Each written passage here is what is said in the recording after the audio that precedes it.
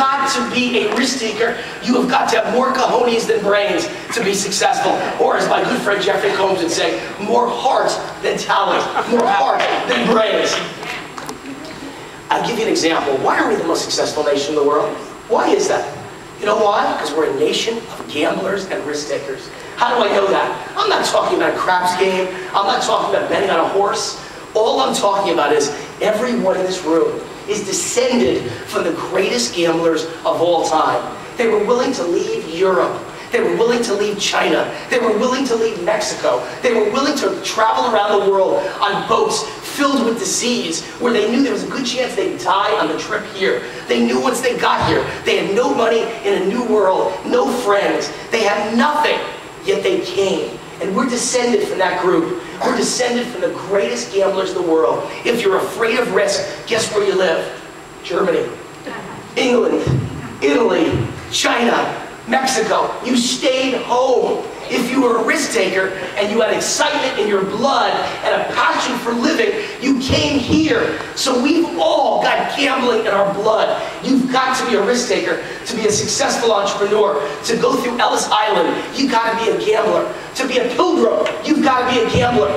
To fight the American Revolution for 7 long years, losing, and then you win one quick battle at the end and you win it all. Who believed? One man, George Washington, believed. You've got to be a gambler.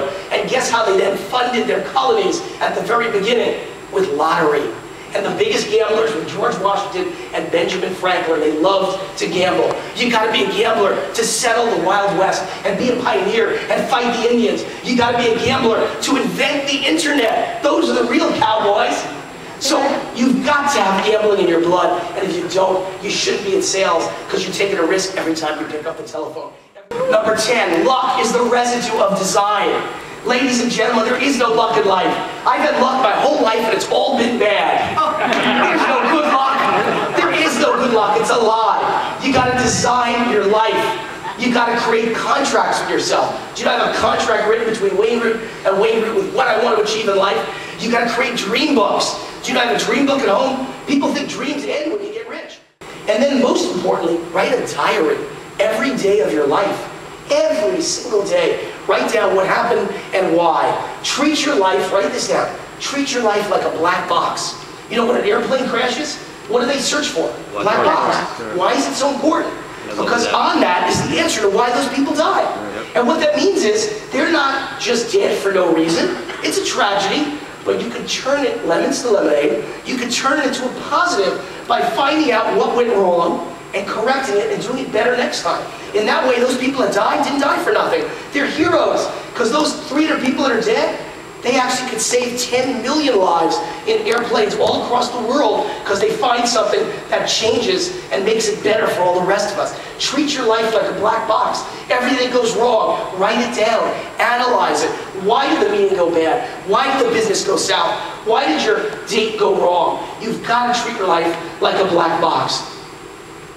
It all comes down to believing in yourself, being passionate, being relentless, having goals, and as Jeffrey would say, having a heart. Keep this story with you for the rest of your life.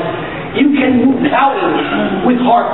You can move mountains with spirit, with will, with tenacity, with commitment, with a refusal to lose, with a refusal to accept the word no, with an attitude of never say die. If you've got a big enough heart, there is no miracle that is not possible. Ladies and gentlemen, I don't know the meaning of the word impossible.